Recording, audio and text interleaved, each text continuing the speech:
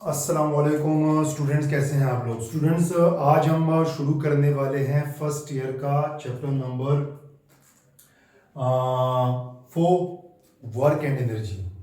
अब work and energy हम ninth में भी पढ़ चुके हैं, तो कुछ चीजें डिस्कस करेंगे कि क्या हम नाइन्थ में पढ़ चुके हैं और आज जो पढ़ने वाले हैं उसमें थोड़ा सा डिफरेंस होगा। क्या डिफरेंस होगा आज की वीडियो में, आज के लेक्चर में, फर्स्ट ईयर के लेक्चर में ये चीजें हम कवर करेंगे।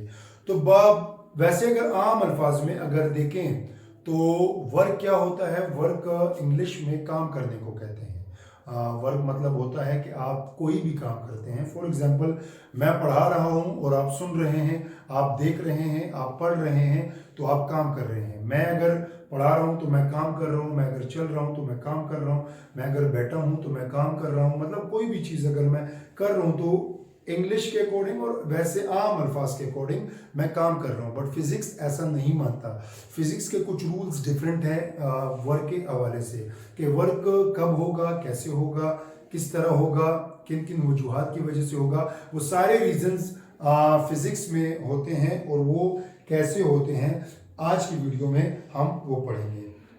अच्छा स्टूडेंट्स, याद होगा 9th क्लास में हमने पढ़ा था वर्क की डेफिनेशन, कि work is done when force acting on a body displays it in the direction of force. For example के मैं अगर किसी चीज पर फोर्स लगाता हूँ, ठीक है, मैं अगर किसी चीज पर फोर्स लगाता हूँ और वो अपना जो पोजीशन है, जो उसका जो मतलब पोजीशन है, जिस पोजीशन पर वो पड़ा हुआ है, उससे वो थोड़ा सा डिस्प्लेस हो जाए, वो अपनी जगह थोड़ी सी चेंज कर दे, उसको क्या कहेंगे, वर्क डन। ठीक है, इसको क्या कहेंगे, वर्क डन। वर्क डन किसको कहते हैं कि आप फॉर एग्जाम्पल मैं इस बोर्ड की एग्जाम्पल देता हूँ कि ये बोर्ड है और मैं इसको ऐसे फोर्स लगा रहा हूँ और ये बोर्ड अपनी जगह से थोड़ा सा डिस्प्लेस हो जाए, इसको बेसिकली क्या कहते हैं, वर्क डन।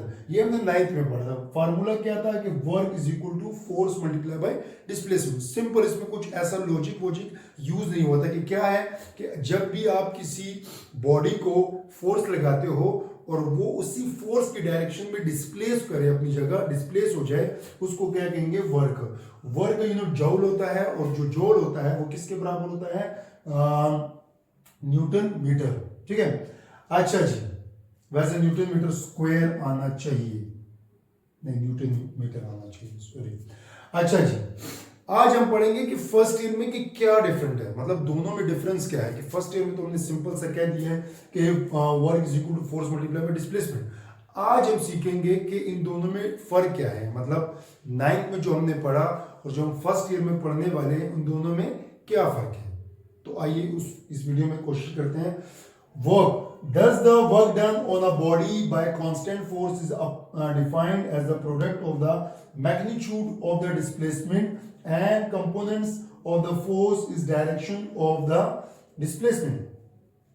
फॉर एग्जाम्पल, मैं आपको बड़ी आसान एग्जाम्पल देता हूं कि अगर मैं, जैसे कि मैंने बोर्ड की एग्जाम्पल दी, यहाँ बोर्ड पड़ा हुआ है, अब मैं बोर्ड को ऐसे ना डिस्प्लेस करने की कोशिश कर रहा हूँ और ये डिस्प्लेस हो रहा है। फॉर एग्जाम्पल, ये अपनी इसी डायरेक्शन में, जिस डायरेक्शन में मैं फोर्स लगा रहा हूँ, ये डिस्प्लेस हो रहा है, डिस्प्लेस हो चुका है, तो इसका मतलब काम है। ठीक है, लेकिन अगर मैं कहीं ऐसी चीज, जैसे कि फॉर एग्जाम्पल ये फॉर एग्जाम्पल एक मेरा बैग है और मैं इसको यहां से खींच रहा हूं, ठीक है, यहां से मैं यहां फोर्स लगा रहा हूं, लेकिन डायरेक्शन कहां पे, डिस्प्लेसमेंट यहां पे हो रही है। ठीक है, डिस्प्लेसमेंट।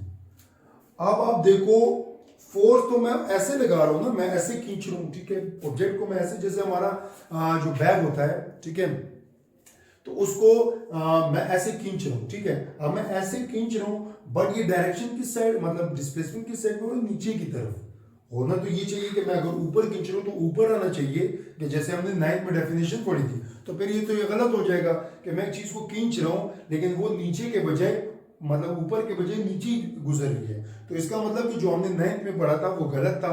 गलत नहीं था, गलत बिल्कुल भी नहीं था, लेकिन उसमें क्या था, इसमें अब थोड़ा सा एडवांसमेंट अगर देखो तो इसमें एंगल आ जाता है, एंगल। ठीक है, अब यहां हम बात करेंगे, फर्स्ट ईयर में हम बात करेंगे एंगल। ठीक है, कि वर्क डन जो है वो फोर्स पर भी डिपेंड करता है, डिस्प्लेसमेंट पर भी डिपेंड करता है, लेकिन थोड़ा से अगर एडवांस लेवल पर देखो तो ये सबसे ज्यादा डिपेंड करता है आपके एंगल पर। सबसे ज्यादा आपके एंगल पे डिपेंड करता है कि आप किस एंगल पे हो। फॉर एग्जाम्पल, अच्छा तो ये होगा F is equal to W is equal to F dot D, F V cos of theta, तो एफ कॉज ऑफ थीटा। अब मैंने एफ कॉज ऑफ थीटा क्यों लिखा, क्योंकि कि जैसे यहां लिखा हुआ है कि the constant force is defined as a product of the magnitude of the displacement and the components of the constant speed, constant force है कि यहां बात हो रही है कांस्टेंट फोर्स की, तो जो फोर्स का cos थीटा वाला कंपोनेंट होगा ना वही यूज होगा, जो फोर्स का cos थीटा वाला कंपोनेंट होगा किसी भी ऑब्जेक्ट का। फॉर एग्जांपल हम यहां बात करते हैं, तो यहां मैं ये लगा रहा हूं और एक यहां पे लगा रहा हूं, ठीक है। अब ये जो होता है ये होता है एफ कॉज ऑफ थीटा और ये होता है एफ साइन ऑफ थीटा। अब हमें पता है कि फोर्स का कौन सा कंपोनेंट अभी काम कर रहा है, तो कौन सा कंपोनेंट काम कर रहा है, ये वाला कंपोनेंट काम कर रहा है, क्योंकि ये जो बैग है ये बैग इस तरफ डिस्प्लेस हो रहा है, इसका मतलब कि जो फोर्स का एफ कॉज ऑफ थीटा वाला है ये काम कर रहा है, और एफ साइन थीटा वाला चूंकि ऊपर की जानिब जा रहा है लेकिन बैग ऊपर की जानिब नहीं जा रहा, तो इसका मतलब ये जो एफ साइन ऑफ थीटा जो है ये काम नहीं कर रहा। तो इसी को नजर में रखते हुए, इसी F D cause of theta को नजर में रखते हुए हम कुछ प्रॉपर्टीज पढ़ेंगे।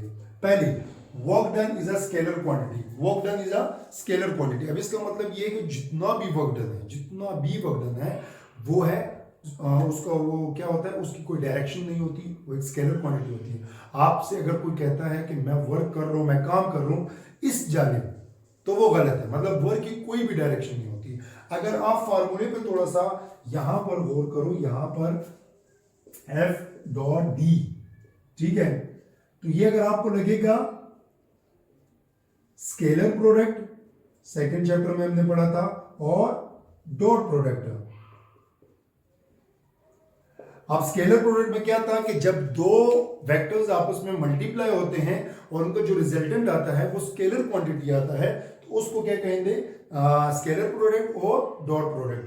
तो वर्क जो हमारे पास होता है वो क्या होता है, वर्क हमारे पास होता है स्केलर क्वांटिटी। दूसरा है if theta less than 90 work done is positive, कि अगर आपका थीटा, आपका जो एंगल है फोर्स और डिस्प्लेसमेंट के दरमियान जो एंगल है वो अगर 90 से कम है तो आपका वर्क डन जो होगा वो हमेशा पॉजिटिव होगा। फॉर एग्जांपल कि मैंने एक एग्जांपल सॉल्व की है कि हम लेते हैं कि हमारे पास जो एंगल है वो कितना है 30 डिग्री, ठीक है, 30 डिग्री। अब F D cause of theta, F D cause of theta, अब थीटा की जगह मैंने 30 लगाया 30, तो ये आ गया 0.866। इसका मतलब कि हमारे पास आंसर पॉजिटिव आया। आप 60 पुट करो, 65 पुट करो, 70, 75, 80, 85, 10, 15 कोई भी पुट करो 90 से कम, तो आपका जो वर्क डन होगा वो क्या होगा, पॉजिटिव होगा। तीसरा पॉइंट कि if theta is equal to 90 तो कोई वर्क डन नहीं होगा। फॉर एग्जांपल के आपके पास अगर जो एंगल है वो 90 डिग्री है तो वर्क डन नहीं होगा। एग्जांपल के तौर पर मैंने भाईजान ये ऐसे ना उठाया हुआ है, मुझे ना काम पे मैं आया हूँ तो मैंने ऐसे मजदूरी के तौर पे मैंने इसको ऐसे सर पे उठाया और मैं चल रहा हूँ, ऐसे भी चल रहा हूँ और ऐसे भी चल रहा हूँ। तो आपके अकॉर्डिंग कि मैंने काम किया या नहीं किया, नहीं, मैंने बिल्कुल भी काम नहीं किया। अगर आप कोई चीज सर पे उठा के, हाथ में उठा के लेके जाते हैं, कहीं भी लेके जाते हैं, तो आपने कोई भी काम नहीं किया। तो मैं ये लेके जा रहा हूं तो हम देखते हैं, ठीक है, तो देखिए ये मैं इस तरह लेके जा रहा हूं। अब देखिए फोर्स मैं किस तरफ लगा रहा हूं, ऊपर की तरफ, मैंने ऐसे पकड़ा हुआ है, मतलब ऊपर की तरफ मैं कोशिश कर रहा हूं, ठीक है। और डिस्प्लेसमेंट कहां पे हो रही है, यहां पर, मतलब सामने की तरफ। अगर आप दोनों में देखो तो ये और ये दोनों के दरमियान एंगल क्या है, 90। तो जहां भी दो वैल्यूज के दरमियान, जहां भी दो प्रोडक्ट के दरमियान एंगल 90 आएगा तो उसका आंसर क्या होगा, 0 होगा। cos 90 कितना होता है, 0 होता है। अब वर्क डन में जब आपका एंगल फोर्स और डिस्प्लेसमेंट के दरमियान एंगल 90 हो तो आपका जो वर्क डन होगा वो 0 होगा, आपका कोई वर्क डन नहीं होगा। इफ थीटा ग्रेटर देन 90, अगर आपके पास एंगल 90 से बड़ा है, फॉर एग्जांपल 100, 200, 300, 400, 500, मतलब हजारों में 100 लगा लो, तो आपका जो आंसर होगा वो नेगेटिव होगा, आपका जो वर्क डन होगा वो नेगेटिव शुमार होगा। अच्छा, यहां तक तो सारी चीजें हो गई, जो हमारे पास जो फोर्स है वो कांस्टेंट है, लगा ली। अब ऐसी बात औकात होता है कि फॉर एग्जांपल के आप गली में खड़े हैं, ठीक है, और एक सब्जी वाला ना रेड़ा लेके ना आ रहा है, तो आप देखते हो कि कहीं कहीं पॉइंट पे वो तेजी के साथ जाते हैं और किसी पॉइंट पर वो आराम से जाते हैं, किसी पॉइंट पर तेजी के साथ, किसी पॉइंट पर आराम के साथ। वो क्यों कि लाइक उसमें अगर आप देखो वर्क डन निकालो, उसका वर्क डन निकालो उस बंदे का, तो जो फोर्स है वो फोर्स कभी ज्यादा हो रहा है कभी कम हो रहा है, कभी ज्यादा हो रहा है कभी कम हो रहा है। इसका मतलब कि वहां जो फोर्स है वो कांस्टेंट नहीं है। तो यहां हम बात करते हैं कि फॉर एग्जांपल एक आया है बंदा रेडा लेके आइसक्रीम बेचने वाला, ठीक है। तो आइसक्रीम वाला कहता है कि मैं ए पॉइंट से बी पॉइंट तरफ जाऊंगा, ठीक है, लेकिन मेरे पास फोर्स कांस्टेंट नहीं है, ठीक है। तो हम कंसिडर करते हैं कि हमने पूरे रास्ते को ना, कि चूंकि उसका डिस्प्लेसमेंट जो है वो भी कांस्टेंट नहीं है, जो चूंकि उसका फोर्स जो है वो भी कांस्टेंट नहीं है, तो जो दोनों कांस्टेंट नहीं तो एंगल भी कांस्टेंट नहीं होगा। तो हम क्या करते हैं कि इस पूरे रास्ते को छोटे छोटे पैचेस में डिवाइड करते हैं और देखते हैं कि आंसर पे क्या असर होता है, ठीक है। तो W1 को हमने दिया F1 डेल्टा D1, तो एंगल पुट किया तो cos θ1 डेल्टा D1, ठीक है। इस तरह F2 और ये करते करते W2, और जो लास्ट हमारा ऑप्शन है ये है डेल्टा DN, और यहां होगा FN, क्या मतलब लास्ट n नंबर, कोई भी नंबर, 10वां नंबर, 20वां नंबर, 50वां नंबर, कोई भी नंबर। तो उस सब को मैंने छोटे छोटे पेजेस में डिवाइड कर दिया है। तो हमारे पास जो टोटल वर्क डन था वो इस टोटल वर्क डन के बराबर है। फॉर एग्जांपल इस पेज के वर्क के, इसके वर्क डन, इसके वर्क डन, इसके वर्क डन और इसके वर्क डन, इन सब के वर्क डन को जब आप एक जगह करोगे, एक जगह लाओगे, तो आपके पास टोटल आंसर आएगा, ठीक है। तो हमारे पास टोटल वर्क डन ये आया F1 cos θ1 delta D1 plus F2 cos θ2 delta DN, and last में Fn cos θn delta DN हमारे पास लास्ट में। तो अपने को जर्नल इक्वेशन बनाने के लिए हमने क्या किया कि हमने n को जर्नल ले लिया और i को 1 के बराबर रख दिया।